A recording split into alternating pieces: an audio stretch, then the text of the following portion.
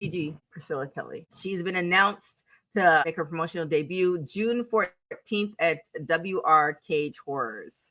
This will be her first independent match since 2020. And that marks her 30 days. It's gonna be on Triller TV, so you can watch that too. After she makes his debut, what do you think is gonna be next for her? I didn't watch Gigi in NXT, but I've seen some of her matches, and she is very solid.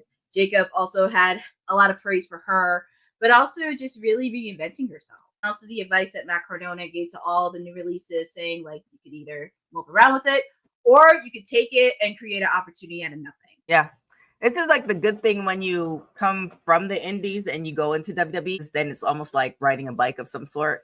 Like you have the connections, you know, certain people, so you can just make that play within the 30 or 90 days or however long, you know, you have the clause for. When you're like an athlete who comes from university and you don't know about the indie scene. I remember there's somebody in particular, I'm not going to say who the person was, but they got released from WWE. It was like quite some time ago. They got released from WWE, but they had been on WWE, period. They didn't do the indie scene. So when they got released, they had no idea, you know, how to navigate it. So it's kind of good that if you do come from the indies and you want to continue wrestling, because there's some people who, if it's not WWE, then they're done. But if you want to continue wrestling, there's this whole, especially where we are right now, there's this whole indie scene.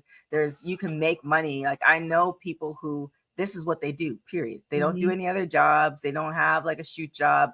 They wrestle on the weekends, or they wrestle Thursday to Sunday, and that's how they make the money. That's how they pay their bills. So the indie scene is that popping right now, so that it's good for her to like, why not? And on top of that, once you have formerly of WWE, your rate goes up. So congratulations. We'll keep an eye out for her.